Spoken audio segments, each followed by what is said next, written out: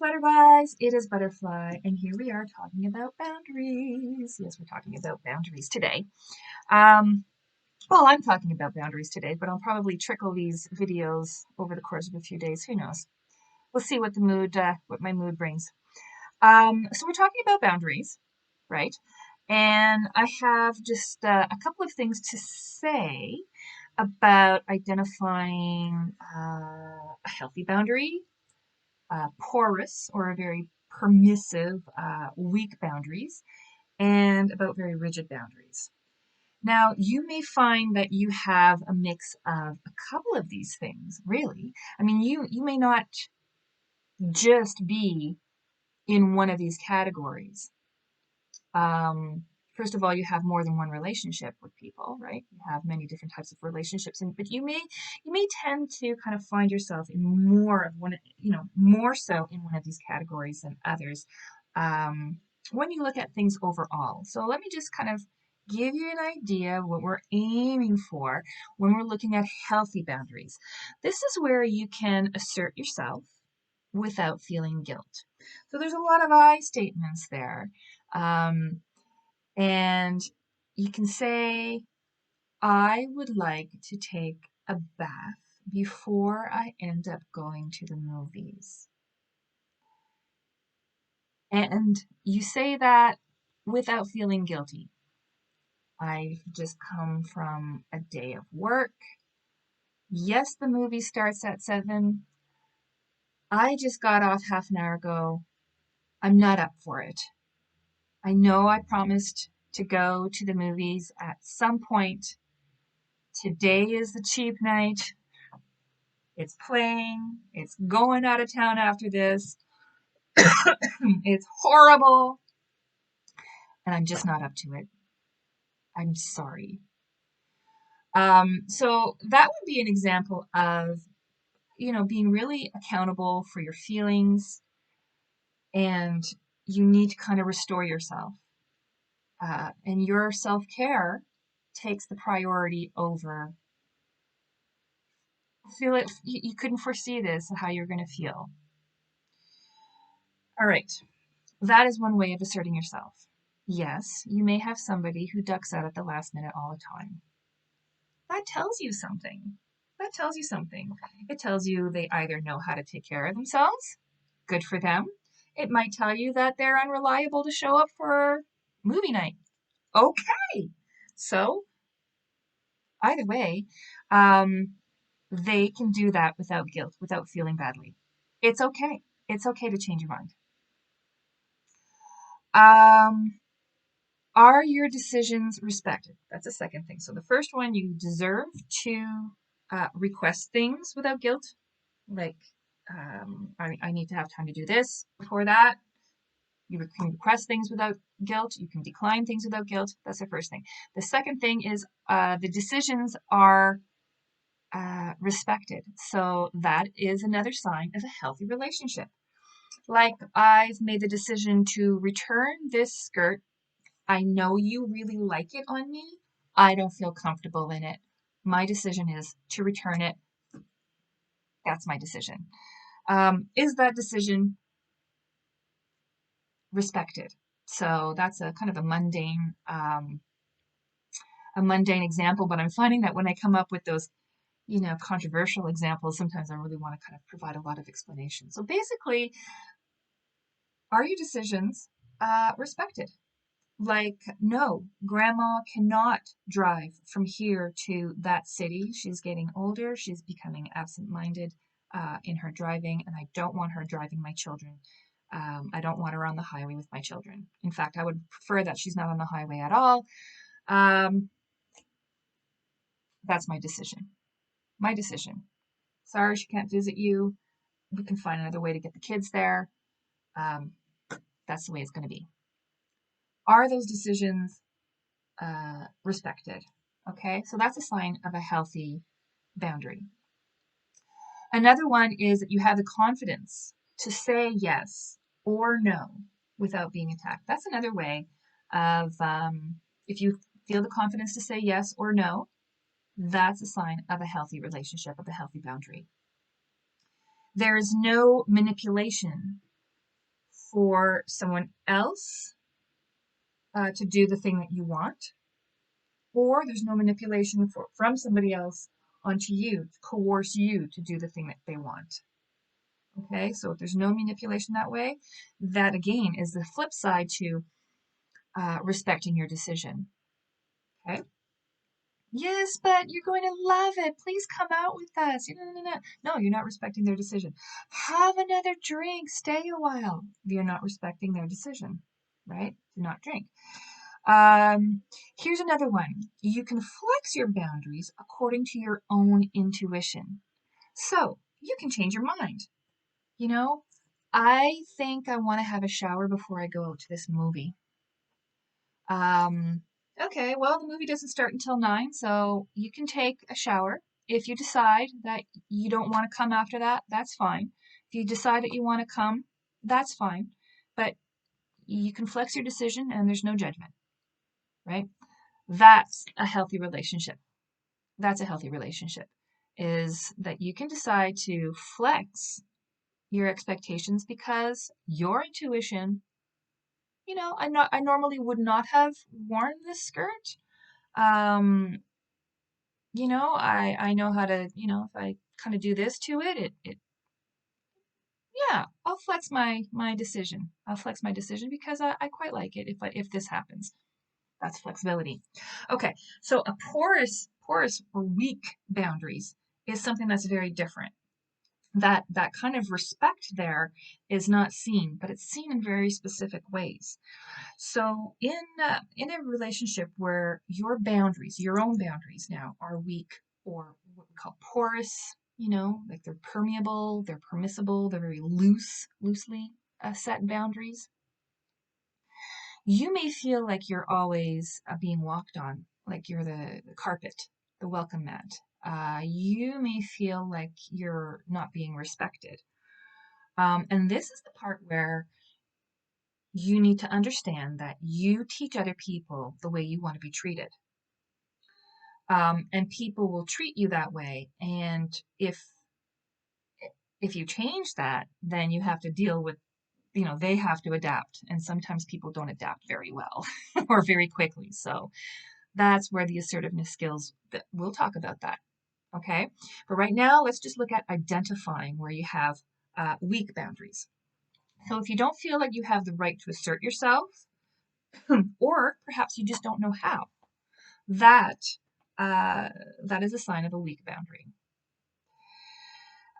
If you feel like you have to be a chameleon, like you have to change yourself, no matter if you're in this group or with that person or with this person, that your core beliefs, that you're who you are, how you dress, how you talk, how you act, is different depending on who you're with, you're being a chameleon, that's a sign of weak boundaries. So let's just say with this group, you're all yo-yo, hardcore, blah, but then when you go to school, you're all, you know, uh, there's that chameleon set where you're very different in one group or with another group. To a certain extent, we all do that, but your core beliefs are the same. We're not going to be playing our loud radios in a library, but that's because they're a different set of rules. That's not what I'm talking about. I'm talking about your core beliefs really changing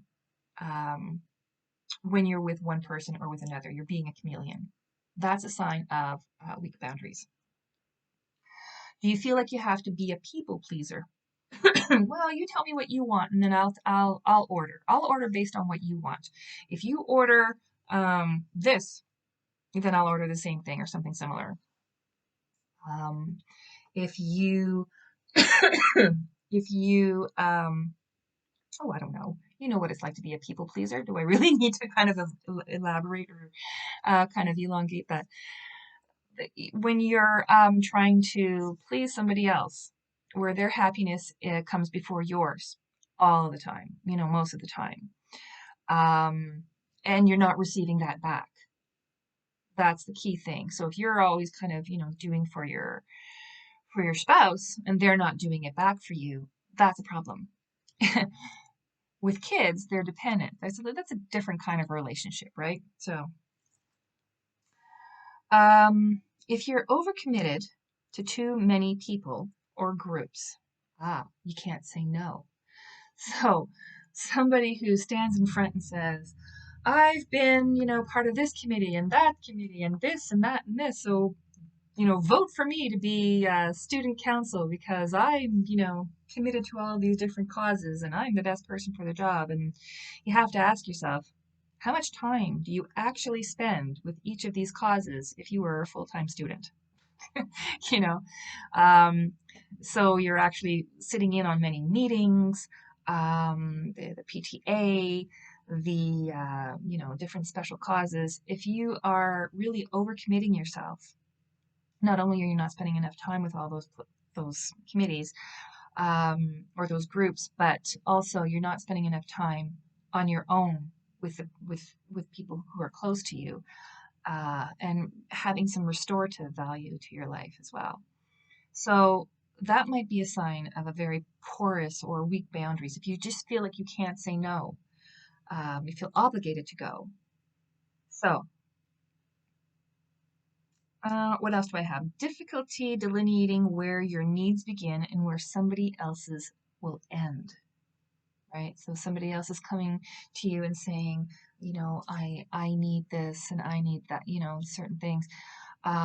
Sometimes as a passerby, you may want to kind of give something to fill the needy. But if you have somebody who's really kind of being more of has a parasitic relationship with you where they're taking and taking and taking, their needs are being filled by you because you're the enabler, and your needs are not being met at all. Your essential needs are not being met, and even your non-essential needs are not being met. That is a one-way relationship. And so you are going to feel used and you are going to feel depleted and you're going to feel your energy leaving, because your boundaries are not being respected. And it's probably because you have very porous boundaries. And until you identify what needs to be delineated, until those those parasitic relationships are cut off, you will continue to feel that way. You may even feel overcommitted and you may feel resentful. So it's not the template for a healthy relationship. That's why you need to look at that. Okay, so that's a synopsis of a porous boundary system. Okay, now let's look at rigid boundaries. Rigid boundaries. I know exactly what I want. I know how to, speak up for myself. I know how to say it, and nobody's going to cross my boundaries. That's the other end of the spectrum. That's where you have that lack of flexibility. Remember when in the healthy boundaries where I was saying flexibility is really important as the last point?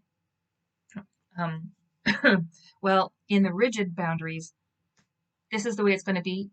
You need to adapt, and if you can't adapt, too bad for you. It becomes really counterproductive because you're being so rigid, um, with your expectations that there's no room for anybody in the relationship other than yourself. Okay, because let's remember that other people have the right to the same rights as you do. Other people have the right to the same time boundaries and space boundaries and material boundaries and personal space boundaries as you do. So if one person is like, I want to go to the movies and it's tonight and that's the way it's going to be, somebody else is like, well, I'm going to be the same kind of, you know, it doesn't fit. Nobody's going to be going anywhere. Everybody's going to be going to the movies alone. Um, so why would somebody have rigid boundaries like that? Well, I'll tell you, it's possible. And this is the point where I have to take care of my throat. So I'm going to just finish this and then take a break before I make some more videos. Um, why would somebody have rigid boundaries? Because they're protecting themselves from rejection. I want, I need, I delineate my boundaries, and you have to fit in, or you don't. There's no room for you to kind of say anything other than what I have to say. There's no negotiation. There's no you this time, me next time. That's it. It is what it is. And so they may want to protect themselves from harm or rejection. We can respect that. In some situations, they want to protect themselves from harm or rejection. Um, In which case, if you're drunk, you get abusive, my boundary is my door is locked and you cannot come into my home if you smell of alcohol or if I can tell you've been drinking before you come in. That's a rigid boundary. And in that instance, it would be a healthy boundary. And they're protecting themselves from harm or rejection. So you see, you have to look at the context. It's not necessarily this is good and this is bad. It's the context. That's really, what you have to look at. That's where that piece of that flexibility comes in. Okay. Sometimes you want to protect yourself by avoiding intimacy and closeness with other people. So you have rigid boundaries. Like, for instance, if you're in a dating situation, you're like, okay, I'm going to make a dating profile. I don't want anybody who smokes. I don't want to have anybody who's under 6'3". I don't want to have anybody who, takes a lunch pail to work. I want to have somebody who has a white collar job, who makes this much money. I want to have somebody who is dark skinned, who's of this descent, who has these belief systems, who reads 2 books a week, who's a non-smoker, but who uses this once in a while. The list is so long that it becomes very, very rigid. Now, that can be really good if there's an abundance of people who fit those criteria, or if you're okay with being single. But that's a very rigid list. And I'm using the dating profile just because it's an easy kind of a general sort of easy example. But that rigid kind of thinking, that black or white thinking, really protects you from being intimate with other people because it puts people off. If they don't fit your standards, they're just not part of it. People who are very highly critical, who just find something wrong in absolutely everybody. That's rigid thinking. That's black or white thinking. Because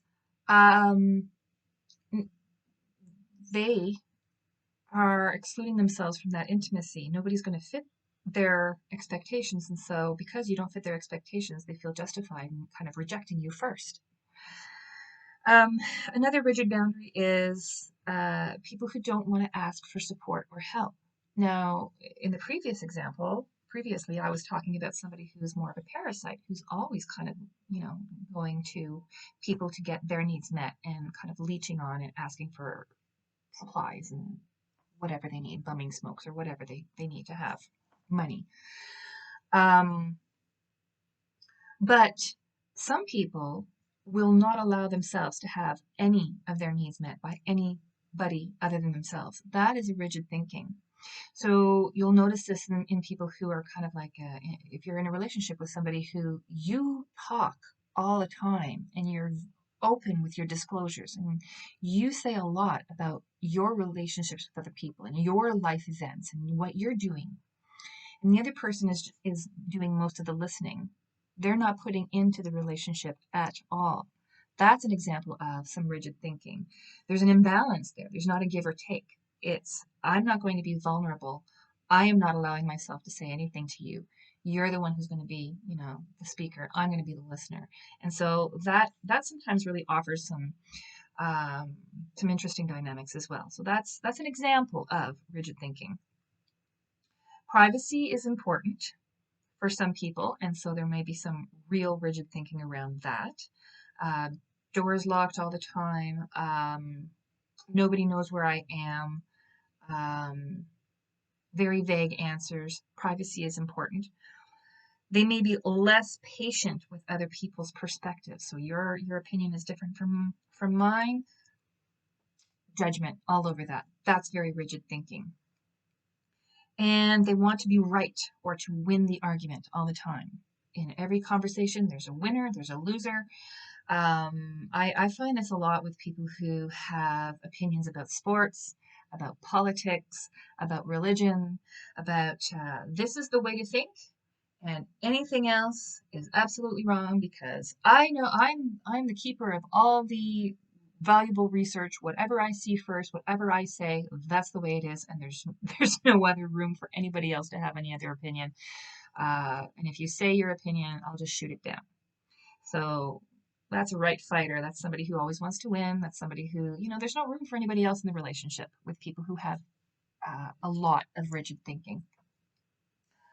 Um, and so, of course, as you could imagine, somebody with very weak boundaries and somebody with very rigid boundaries together create a very codependent, um, unhealthy relationship.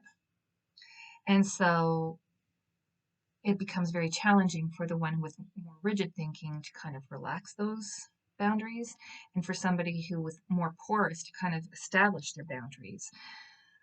Quite often, what I see is people with weak boundaries kind of break away, become more healthy over years, creating boundaries, healthy boundaries, and this kind of relationship just doesn't work very well. Okay, so there's my synopsis of the types of relationships with healthy boundaries, porous boundaries, and rigid thinking, rigid boundaries. And I do have more to say, but I'm going to take a little bit of a break, take care of my throat, and come back. So I don't know when I'm going to come back. I might be wearing something different. Who knows? I hope this finds you well, onward and upward. If you do want to work with me on a one-to-one, I would love to be able to speak with you. I think the best way to talk to me would be Instagram these days. I do have an email address in the description box down below in most of my videos, but what I'm finding is that I'm getting so much like spam and idiot mail that I can't even really decipher when somebody's really wanting to talk to me or if somebody wants to sell me wants to make my penis bigger. I mean, it's just, I get a lot of spam. So, yeah, boundaries in emails. It's just, it's like you can't block enough of them, these people. So, the best way I think to get a hold of me would be through my Instagram, and then we'll go from there. We'll talk about what kind of a session you're looking for. With life coaching, I'm offering esoteric life coaching as it is, and I have been for a little over a year now. So if you want to work with me, get a hold of me on my Instagram, and we'll go from there. All right, take care and have a wonderful day.